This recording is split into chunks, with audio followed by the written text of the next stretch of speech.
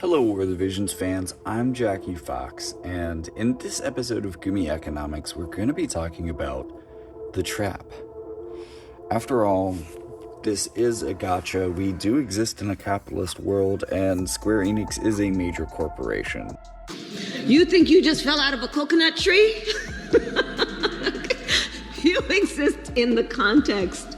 So, therefore, we should all understand that this game is trying to make as much money as it can, and there might be some underhanded techniques involved here. That being said, I'm not a person who hates gachas, but I do think that you need to understand and play them responsibly. So, understanding the trap is going to be a big thing for you, especially as a free-to-play player.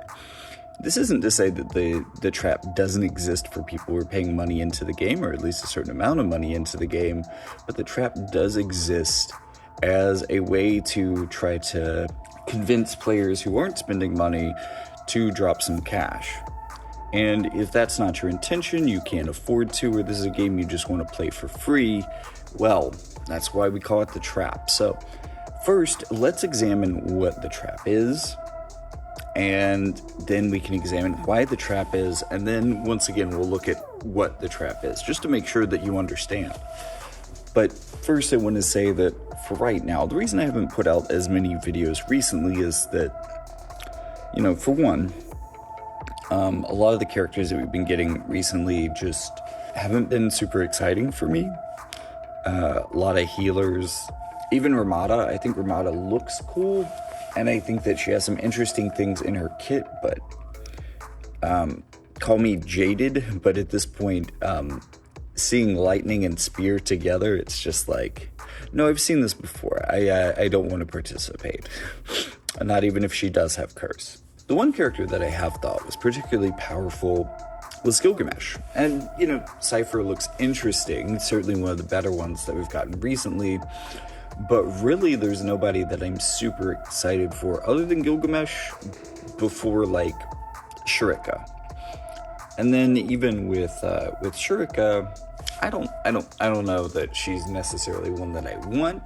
I just think that she's going to be strong enough that maybe she's one that I need.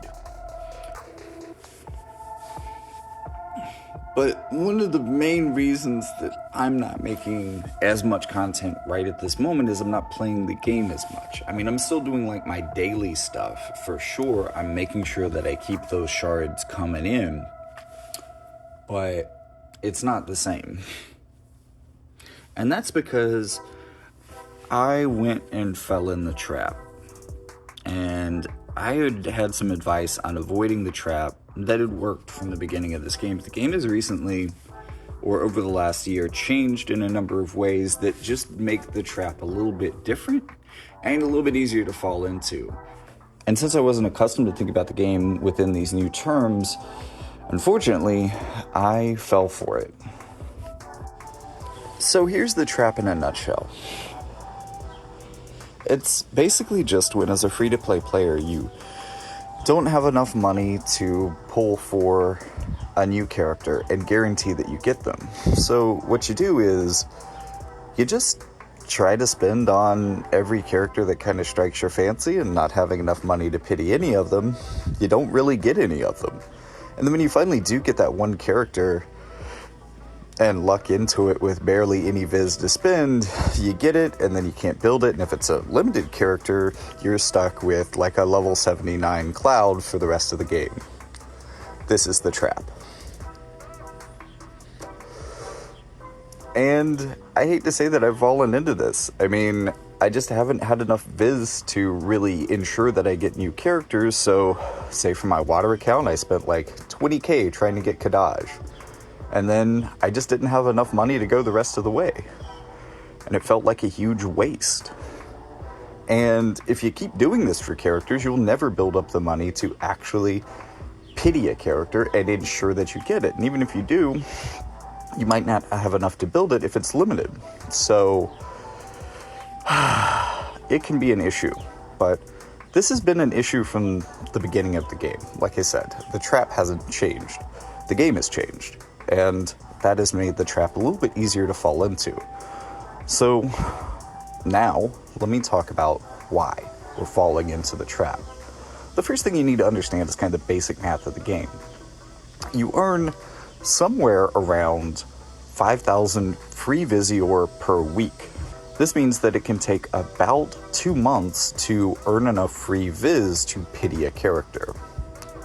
And if it's a limited character and you really need to build them up in time, it could take maybe closer to 3 months. So you'll notice from that the first thing that has made the trap worse, and that's the movement to worldwide.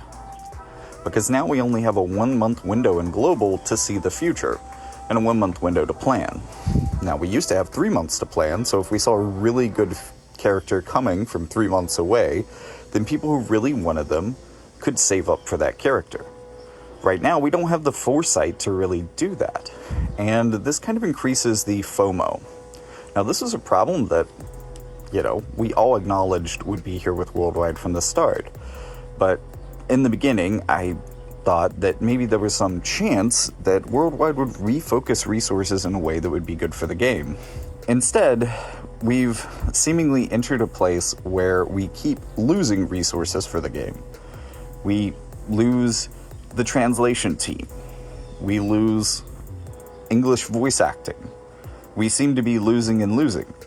And some of the UI updates, which I hope would be rolling out faster. This is really the one reason why I thought that the road to Worldwide would actually be a decent thing for the game. One of the biggest UI updates that we were looking for at the time was the ability to pick the abilities on our trust runes, which is something that I think finally just got rolled out today. So it looks like we're not getting the UI updates faster. It looks like it hasn't really saved the game from losing assets and things. So, in total, because of those factors, and because now there's only a 1-month foresight window, which is making the trap even worse for global FTP players, the road to Worldwide was not a good thing for us.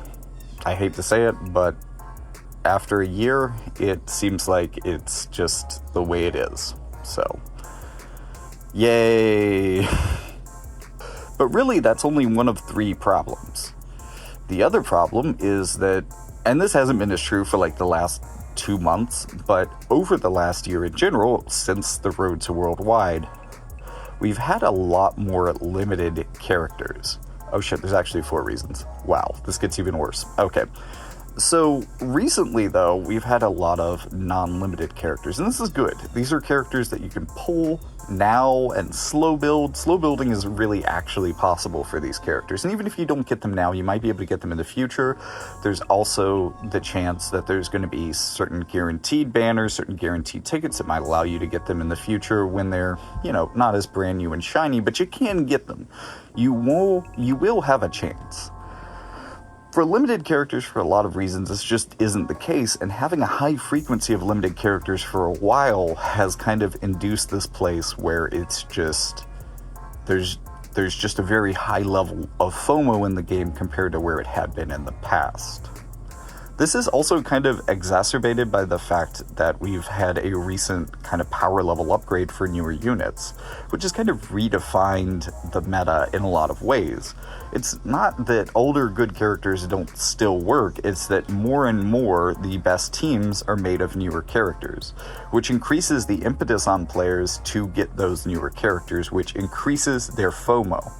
This happening in conjunction with there being a lot of non-limited characters released since that point. I mean, for the longest time, the only real good character that was non-limited in the game that was new was Joom the Spring Celestial. The game was really about, for free-to-play players at least, whether or not you had Joom the Spring Celestial. And yes, they've made it easy for new players to pick up that character and others coming in, which has made kind of a nice entry point for people and a way to catch back up into the game. But especially for us longer-term players, this just ramps up the levels of fear of missing out. But the final issue, and the one that really is kind of rubbing me the wrong way right now, because it's not just Kadaj that screwed me up here. It's not just putting 20k on Cypher that screwed me up here. It's not just the fact that I can't go to the red line with all of these characters, pity them, and ensure that I get them. It's also the fact that you can't really pull for vision cards anymore as a free-to-play player. I've been kind of watching this unfold, and I wasn't super upset about it at the beginning. I wanted to see how it would play out.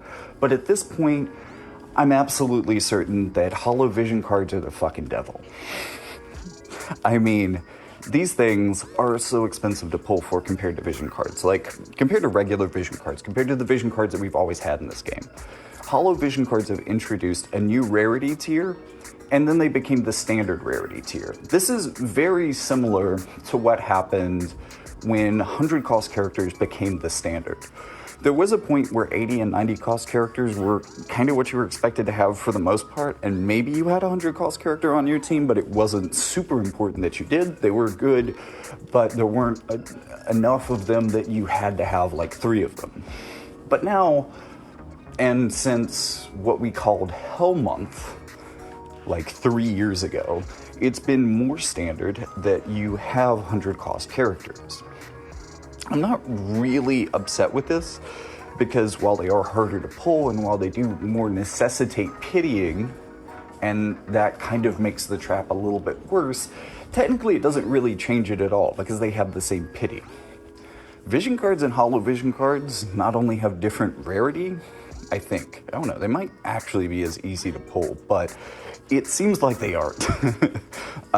Just from my experience. I'll look that up and show you the data on the screen just to see if they're harder to pull or not.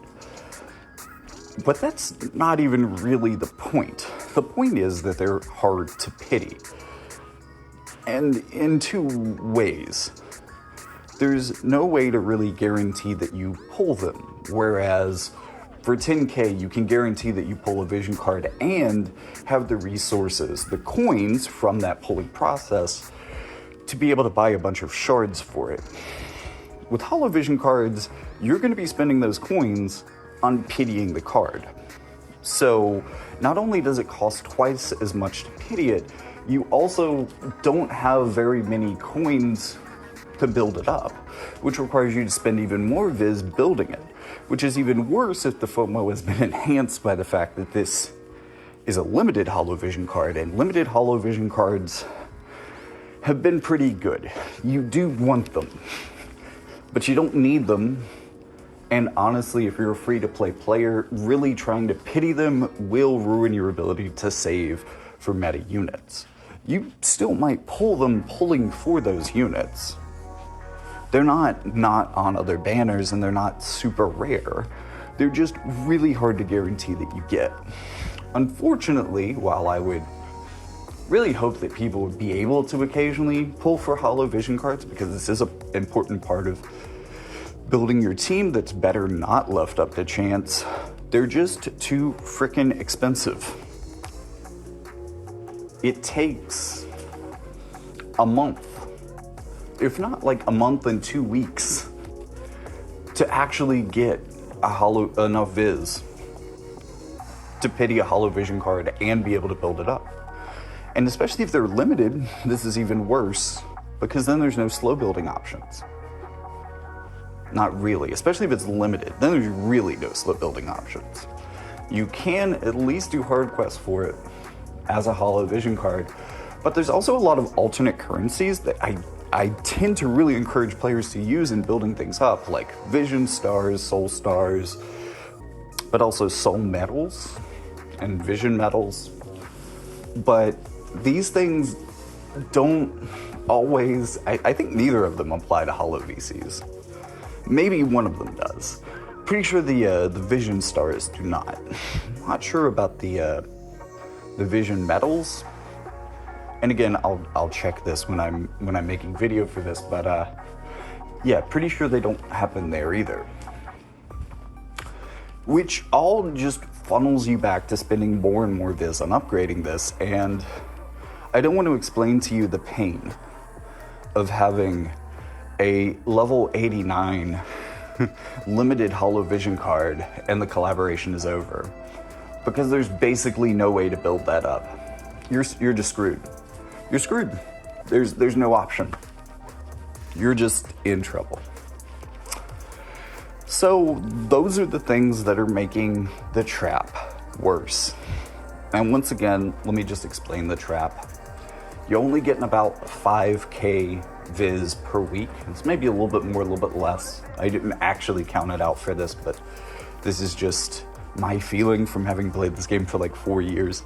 It's been consistently about 5K viz per week if you're really paying attention and trying to get all the viz sources. If you're playing even more casually, it might even be harder to earn that much viz per week. But, you know, things like competing in arena, guild battle performance, those things can actually give you extra viz. Competing in class match every 2 months, for instance, is a thing that can give you an extra 1,000 viz or so, but isn't super regular. Anyways, all of those things mean that it takes about 3 months to save up for a brand new character and to ensure that you get it. And especially because everything that's a required pull now is double cost. Or 100 cost. I guess they're not technically double cost anymore. That used to be a thing that's thankfully went by the wayside a little bit after first anniversary. But since they're all 100 cost, that puts even more emphasis on having to pity them. I'm not saying that you shouldn't have pitied 80 cost units on year 1. That was still maybe important. I'm just saying it was a little bit easier to not have to rely on pitying them. But here we are. So, what's my advice for making it through this? Well, my advice in the very beginning about the trap was to limit yourself to 2 elements that were separated on the elemental wheel by 1, right? So, a good example of this, I think the example that I use most often would be earth and ice. When earth or lightning is doing well, you can play your earth team because earth is going to beat lightning, and if earth is doing well, it's doing well. That you don't have to explain that, right? If earth isn't doing well, then you have the opportunity to play ice if either ice or wind is doing well, because again, ice counters wind, but also if wind's doing well, then but also if ice is doing well, just play ice.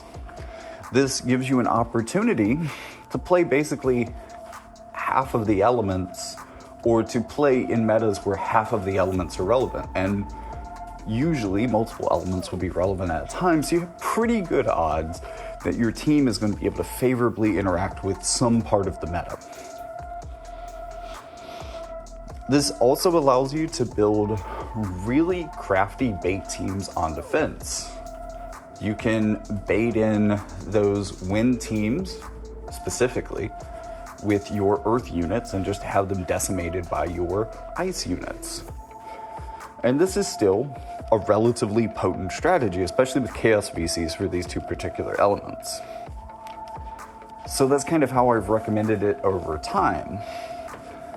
Now, though, there is an additional wrinkle, and that's job-based VC teams. And these are pretty strong.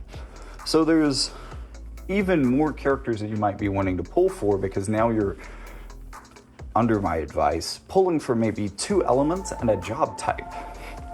So now, let's say if you were pulling for Kadaj because you're a water player, but you're also realizing that with Kadaj you have a bunch of katana characters that are strong. Now you're trying to pull Advent Children Sephiroth, who came out 2 weeks later, and if you don't have a whole Dragon's Horde of Viz that you've been saving for the last 6 months, there's not really going to be any way for you to pity and guarantee that you can build up both of these characters. Sure, you might be able to get one of them, and I would say that Advent Children Sephiroth is the last character that I was able to successfully pity, and he was fun to play with for a while, right? And still works. Like, I could still win with my teams. I could still win with my Sephiroth. It's just, I don't know. I want something new to do. And that's the other problem with Holo Vision cards that doesn't make them really worth pulling to me, is that getting a new Holo Vision card for my team doesn't drastically change it. Sure, it could be an important incremental improvement, but like, it doesn't feel significantly different because not much has really changed. My stats have just adjusted a little bit. But when you get a whole new unit on your team can drastically change. This is more dynamic and more interesting. And if you're kind of getting bored with the way that your team plays, then this can create a whole new play experience for you. For that reason, I think that it's much more valuable if you have limited resources to save up for units specifically and to just completely ignore Holo Vision cards. Now, there are still times where regular vision cards come out and you can easily pity them off of a banner for 10K, keep your coins, and buy 50 shards for them, do their challenge board, use use vision stars, all of these resources, so that usually when I do this with a regular VC, because again, they build easier than Holo VCs, I really only have to spend about 1,250 Viz buying a 25 pack to get me the rest of the way. And usually then I'm close enough that if there is some overage, I can usually make it within about a week or two in hard missions, or I can just spend 250 to 500 Viz getting that last 5 to 10 shards from the shop. Usually that's all it takes, like 12K investment max, even going to pity on these things. So I think that, free-to-play players could definitely pull those, and those are still job-based vision cards, but this actually brings us to another problem that, I guess this is the fifth problem for the trap. Most job-based vision cards, especially the good ones that you're going to want for your job-based vision card teams, are Holo.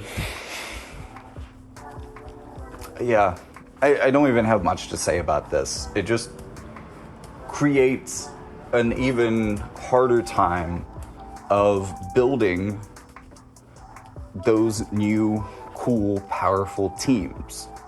Sure, from a gameplay perspective, not thinking about the trap necessarily, this does add a very cool level of diversity to the game. But because, especially recently, job-based vision cards have been deeply tied to the Holo VC system, it's just worse. So, yeah. I would still say that a lot of that advice still holds true. As long as you avoid Holo vision cards, it will mean that you'll have to pick or be a little bit more picky if you're playing Earth and Ice, and let's see, maybe Night. I mean, you've got Bradley, you've got Ash and Mont. Just because a new Night character comes out, or a new Night character might come out that is Earth or Ice, and you definitely want to pull that one. But maybe a new Night character comes out that isn't one of those two things. You might still want to pull that one because, again, building a full Night team, especially if you have Bradley and Mont, like the next Night character is going to be a big deal for that specific combination, no matter what element it's in, but especially if it's in Earth, or even if it's in Ice, it's going to be a really strong combo with those two. Probably something you should consider. But at the same time, maybe the next Ice character, okay, I admit it, Gilgamesh was pretty awesome, is pretty awesome, and it's about time. I pulled this guy around year one, and I was really disappointed by him. He's supposed to be the god of this franchise, and he didn't play like it. But now he does, so that's cool. I just don't have him, because I didn't have the Viz on hand to pull him. And it pains me. But let's say a new Earth character comes out, you're going to have to make a hard choice there. You're not going to really be able to pull for every Earth character anymore, every Ice character. I mean, really, for a free-to-play, that wasn't possible to begin with, but now, because you're working in characters based on their job outside of your two elements, you have to be even more selective. And I guess that's the point. If you want to know the way out of the trap, it's this. Be selective. Be discriminating. Choose a few things that you want to play for, and really hone in on those things. Ignore hype beyond that and just focus on what's good for you as a player. Now, this is difficult because you really have to get a good idea of what's going to work for you as a player, what you're trying to build towards. And without a 3-month forecast into the future, that can be difficult. Or more difficult. But at the same time, JP has never had a forecast. Like, I'm still complaining about things that would be preferable to the JP audience, right? At least in some cases. I think they hate Holo VCs too. But they don't have any window. They have even more FOMO. And somehow they manage to survive. So I think we'll make it, but we do have to be more deliberate in how we choose to spend our viz than ever before in this game. Because otherwise, you're just going to get stuck in the trap. And once you get truly stuck in the trap, it can take you 3 months to get out. And that can feel like forever in this game. Again, I'm not saying that this is a bad game or that gachas themselves are inherently flawed. It is an interesting format that you can play in for free and can be really entertaining. And I think this particular game is really fun when you get down into the nitty-gritty of it. That's why I even like talking about it, making content about it. But for me right now, I'm waiting a couple months until I get out of the trap and can afford a new character. And at this point, I have no idea who that character is going to be because they're not out yet. So, who knows? But, you know, don't get yourself into that position. You can do better than this. Don't blow 10K on every unit that comes out just because you make 10K a week. Or even 20K. You can get 20, or, yeah. Just because you get 10K every 2 weeks, new units come out every 2 weeks, you're just going to waste all your viz and get basically nothing in return. And maybe when you do luck into things, it's not going to be the thing that you needed specifically. And then that's just going to feel bad for its own reasons. So, despite the fact that the trap is an issue that has gotten worse within this game, I do think there's still ways to avoid it. I just personally need to recalibrate myself and my expectations for this game because, I don't know, I guess I've still been playing like this was global in some ways when it's not. I'm playing worldwide. And I guess I have to accept that. Oh well. So thank you so much for watching. Remember that the free-to-play option for YouTube is to like, subscribe, and leave me some comments down there. Let me know what you think about the game, how you avoid the trap, what you're pulling for, what you've narrowed your selection down to. Like, what are you looking for in a new unit? What would encourage you to spend your Dragon's Horde of Viz if you're not currently in the trap? Because, you know, that can be a little contentious. Once you've saved up all of that, you only have a kind of a brief window into the future to choose the best unit you could go for. For some people for whom that viz may burn a hole in their pocket, that could be really antsy. But I think for other people, you know, I want to ask, like, what are you waiting for? You know, not to say, like, why aren't you spending it? But what's the dream character that would encourage you to drop that viz?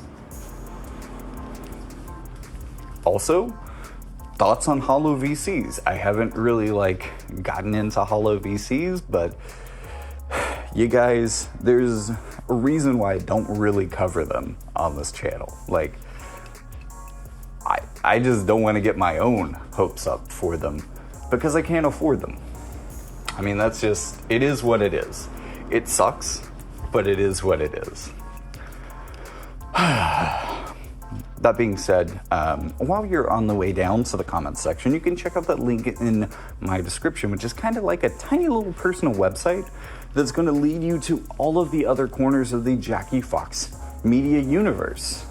That's going to include YouTube channels where I talk about real world stuff or just whatever happens to be on my mind. stuff that's not War of the Visions related. But sometimes Final Fantasy comes up, not gonna lie. I mean, maybe if I could afford to play Rebirth, it would come up again, but maybe when it comes out on PC. But there's also ways to purchase my books, donate to the channel, check out my Spotify. I've actually been posting more to my Spotify recently than my main YouTube channel. It's something that I've always kind of wanted to do, but there hasn't been a really good free platform. And Spotify has now kind of opened things up to where you can use it in that way for free. So personally, I just find it easier to make an audio file sound good than to piece together a lot of video, especially for stuff that's not WotV.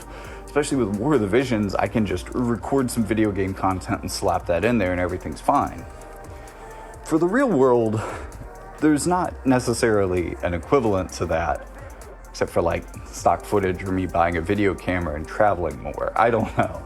But I've been doing podcasts more. I really enjoy them. So check out my Spotify. There aren't a lot of people listening right now because I've done a terrible job of promoting it, but definitely check that out. That will be in that link in the description.